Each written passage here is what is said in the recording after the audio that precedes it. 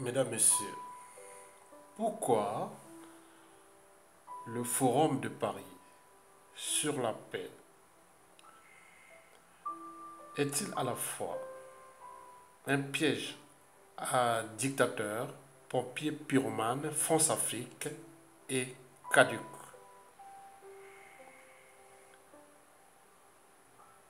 Je répète, pourquoi le Forum de Paris sur la paix est-il à la fois un piège à dictateurs, pompiers pyromanes, France-Afrique et caduc? 1. Parce qu'on ne peut pas être à la fois juge et avocat. 2.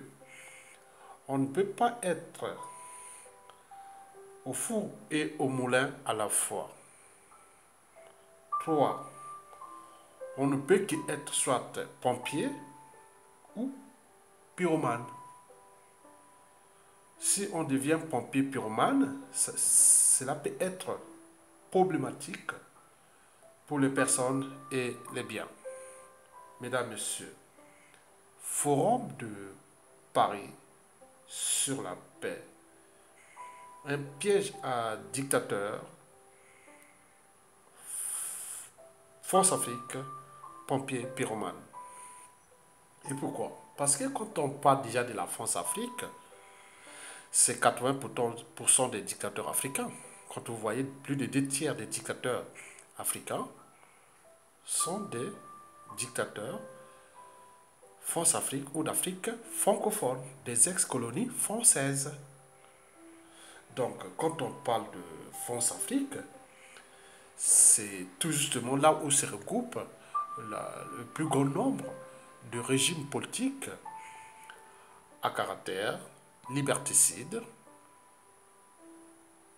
antidémocratique, puisqu'il y a des hold-up électoraux sans fin. C'est des régimes politiques à caractère antisocial, criminogène et voire d'appropriation même de ces pays comme leur propriété privée. Mesdames, Messieurs, quand on parle de la France-Afrique, c'est là où se regroupe le plus grand nombre d'assassins, des criminels, soi-disant chefs d'État. Souvent sont des chefs d'État autoproclamés ou de fait jamais de droit. Donc, ils n'ont jamais reçu mandat. Donc, c'est des régimes illégaux et illégitimes. Mais ils viennent parler au nom de leurs semblables ou de leur peuple parce qu'ils ont été placés là soit par des coups d'État ou par des conspirations pour représenter l'intérêt de leur donneur d'ordre et qui est celui qui est au sommet de la France-Afrique.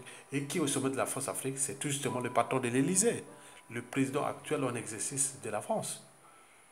Mesdames, Messieurs, quand on parle de ces dictateurs France-Afrique, ce sont des dictateurs qui détestent, je répète le mot, ils détestent le caractère sacré de la vie humaine. Bien sûr, ce sont des dictateurs génocidaires. Ils détestent même la dignité humaine. N'oublions pas le but même de la condition humaine. Mesdames, Messieurs, par conséquent, ce forum de Paris sur la paix devient caduc pour des raisons précitées. Et d'ailleurs, Donald Trump s'est barré. Ah oui, il ne veut pas aller assister au conclave de Macron avec ses sous-préfets, ses sous-traitants négriers, ses sous-préfets de la France qui détruisent leurs semblables. Bien sûr qu'ils dirigent, sont des dictateurs de merde. Ils dirigent des pays de merde, comme disait déjà Donald Trump. Comment aller se mélanger avec la France qui fait le jeu avec ces monstres froids qui tuent leurs semblables, dont 97% d'entre eux seraient déjà à la CPI ou pendus. Mais ils sont là. Mesdames, Messieurs, on va faire la paix avec qui? Celui qui déteste l'humain, il déteste la vie. Mais il y a un problème. Quand c'est flou, il y a un loup. Bon, beaucoup de mauvaises langues pensent que, bon, ben, déjà, c'est Jean-Yves Le Drian, par exemple, le ministre des Affaires étrangères d'Emmanuel Macron. Je pense qu'il aurait fait un coup sur mesure pour son ami Denis Sassou Nguesso. Et pourquoi Sassou Nguesso? Parce que c'est déjà le dernier joker de la France-Afrique. Le plus grand dernier joker de la France-Afrique. Et surtout dans le bassin du Congo, en Afrique centrale, où il a foutu le bazar là-bas. C'est un pompier pyromane. Il me semble qu'il n'y a plus de rôle en Centrafrique, où Archange Touadéra a pris le taureau par les cornes, a fait protéger son pays par les Russes. Et donc, par conséquent, Sassou Nguesso n'a plus de moyens d'aller foutre le bazar en Centrafrique, comme il a toujours su le faire, en intelligence avec celui du Tchad, à Idriss Déby. Donc, vous l'avez compris. Donc, au Centrafrique, Sassou est bloqué. Donc, il n'a plus de mission internationale. Il faut lui trouver un rôle international. On a essayé avec la Libye. Ça n'a pas marché parce que les Arabes là-bas, ils disent que Sassou Nguesso, c'est l'homme de la France. Et donc, c'est les Libyens, non. Hein. La France et compagnie, vous voyez déjà ça, ça ne marche pas. Donc, on a cherché encore un rôle dans les pays des Grands Lacs, c'est-à-dire en Afrique de l'Est, mais là, ça semble avancer vers la stabilisation en République démocratique du Congo, qui risque de revenir pour le faire opération Bata Bakolo, parce qu'à chaque fois, historiquement, à chaque fois qu'il y a eu un changement majeur en RDC, il y a eu toujours changement en République du Congo, et inversement. Étant donné que les résistances des deux pays sont en entente cordiale, nous tenons compte des relations personnelles, des relations de résistance, des relations interethniques entre les Bakongo, les Teke et tout compagnie. Voilà, donc ça soit en danger. La situation périphérique au Gabon est aussi instable. En attendant la nouvelle que le peuple gabonais attend vivement la fin du règne des Bongo au Gabon, qu'ils attendent avec impatience. Bon, au Cameroun, vous voyez que l'association est tendue. C'est comme le Congo, il y a eu des hold-up électoraux, d'abord au Congo-Brazzaville, puis au Gabon, au Cameroun, au Tchad. Et vous voyez déjà, cette zone est sans espoir, mais il y a l'espoir, puisque cette zone est en mort clinique. On vient faire la paix où les gens viennent créer le bazar, où on ne veut pas que des gens responsables puissent prendre le contrôle de ces pays. Bien sûr que ce fut une époque, parce qu'eux, c'est les derniers de ce cycle, de ces mauvais, de ces noirs de service, qui sont là au dernier, puisque d'ailleurs, ils ont bien travaillé, puisqu'ils ont tiré ces pays-là vers le bas. Ils deviennent des poudrières, des pays ingouvernables. Et donc, on va faire la paix pour quoi? Pour continuer à faire de telle sorte que ces pays deviennent ingouvernables, des poudrières. Mais jusqu'à combien de temps encore, mesdames et messieurs? Donc, Sassou n'a plus de rôle en Centrafrique, ni en Libye, ni en République démocratique du Congo, mais là, on cherche à le replacer dans son propre pays où il a déjà foutu le bazar. On est déjà un pays, c'est déjà sans issue. Donc là, c'est déjà une poudrière qui est déjà là, parce qu'il tire par la violence et autres. C'est déjà une poudrière. Un pays qui était parmi les pays émergents se retrouve de la merde à cause de ces messieurs-là. On vient parler de quoi? La paix. La paix où Sassou Nguesso a un capital d'essai énorme au Congo-Brazzaville. Plus de 1 million. Il continue à tuer un pompier pyromane. Assassin qui déteste le vivant, il déteste l'humain. Mais attendez, il faut prendre les gens pour des imbéciles ou des esclaves heureux.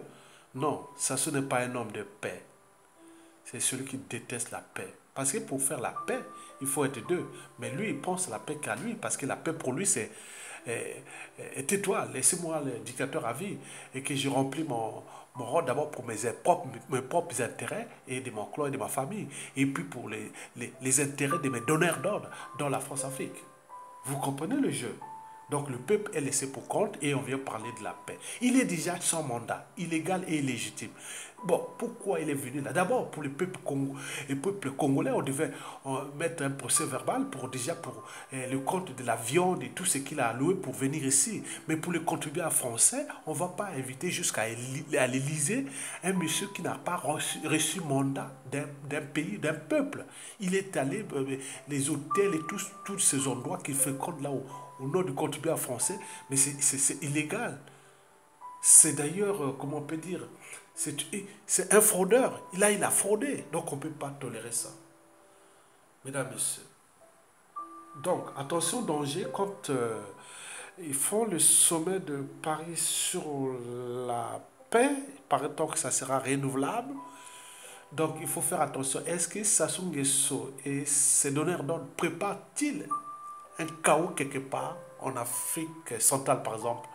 Est-ce qu'ils attendent qu'au République démocratique du Congo, il y aura un chaos, peut-être d'ici la fin de l'année, ou peut-être qu'ils savent que, bon, ben, au Gabon, pareil, mais je pense que les Gabonais n'aiment pas ça. Hein. Ça, c'est qu'il essaie là-bas, il aura des soucis. Hein. Au Cameroun d'ailleurs. Et surtout que la Centrafrique est devenue le premier poste de résistance contre Sassou Nguesso.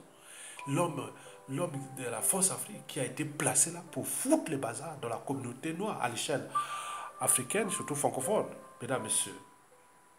Donc, vous avez compris que Sassou est venu là, on a essayé un peu par lui faire une petite visibilité. Et ils ont tous les moyens hein, pour ramener tout Sassou. Hein.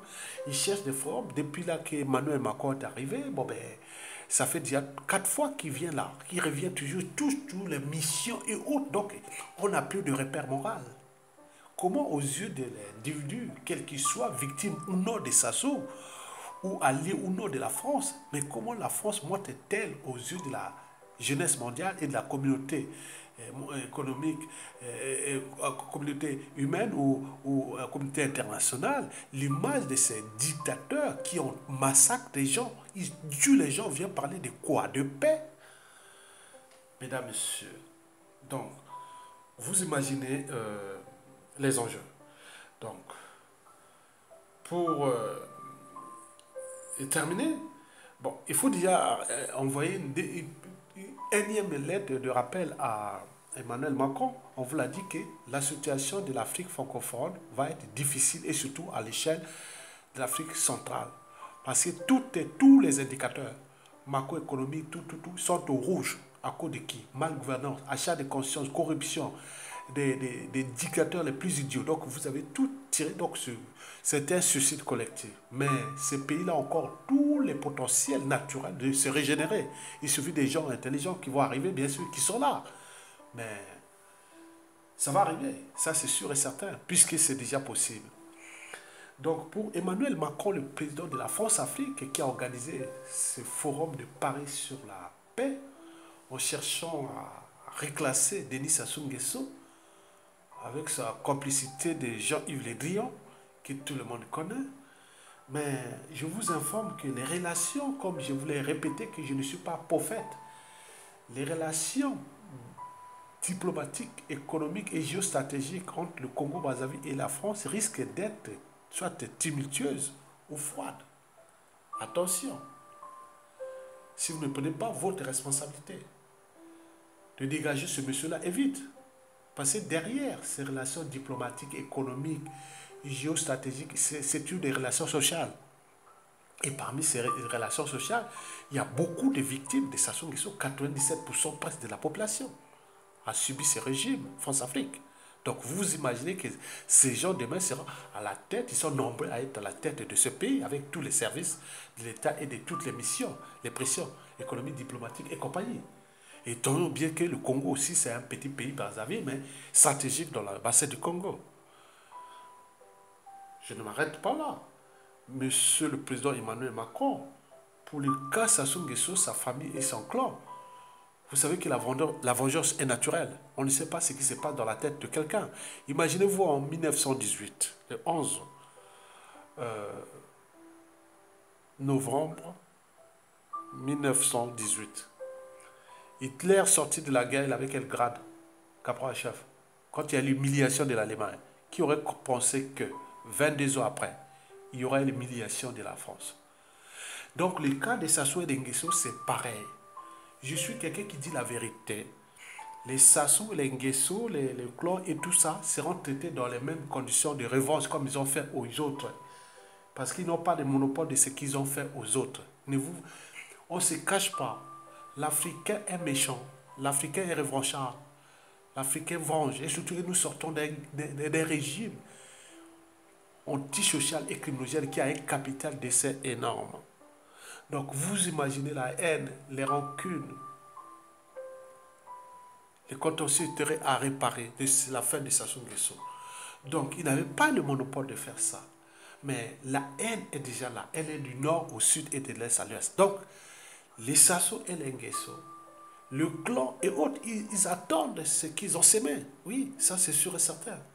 Comme la règle d'or, ne faites jamais à autrui ce que vous ne souhaitez pas qu'on le fasse sur vous-même. Et à côté, il y a des esprits étroits, comme la pensée de Mandela. Oui, étroitesse d'esprit, celui qui prive la liberté à autre. Donc, vous comprenez ça.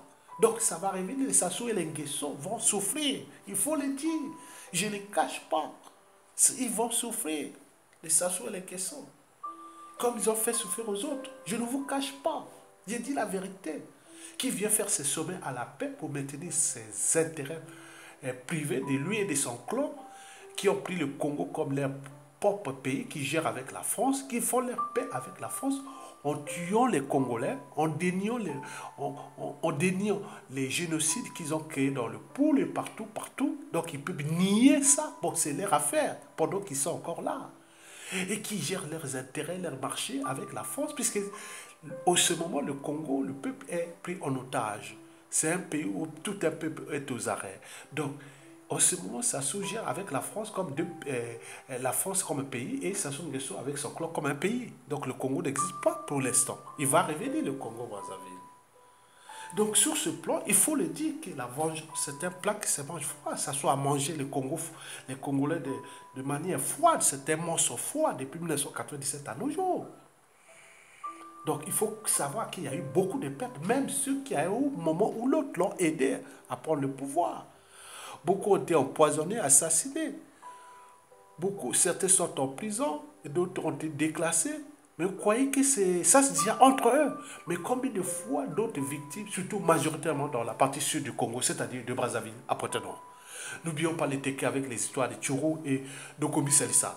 N'oublions pas dans le Front Noir avec le président élu Jean-Marie Michel Mokoko. Et tout un ensemble d'éléments qui pensent que dans une dynamique de coalition, que les Sassou et les Nguesso vont vivre. Puisque quand les gens vont reprendre tous ces moyens de l'État, des diplomaties, des lobbying, des intérêts géostratégiques et autres pour mettre les pressions d'arbitrage et autres. Non, nous voulons ça. Si vous voulez signer un tel contrat, vous voulez d'abord tel individu de Sassou soit déjà, voilà, vous imaginez, partout ils seront dans le monde. Donc, je forme les Sassou et les Nguesso que la revanche, elle est là, elle arrive. Il y aura la revanche. La vengeance, oui.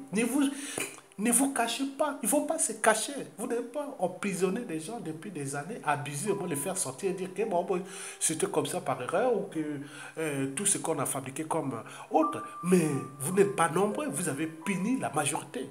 Mais cette majorité qui va prendre les moyens des administrations, de l'État congolais, de la politique et compagnie, c'est ça les dangers que vous attendez. Toute chose a un début et une fin.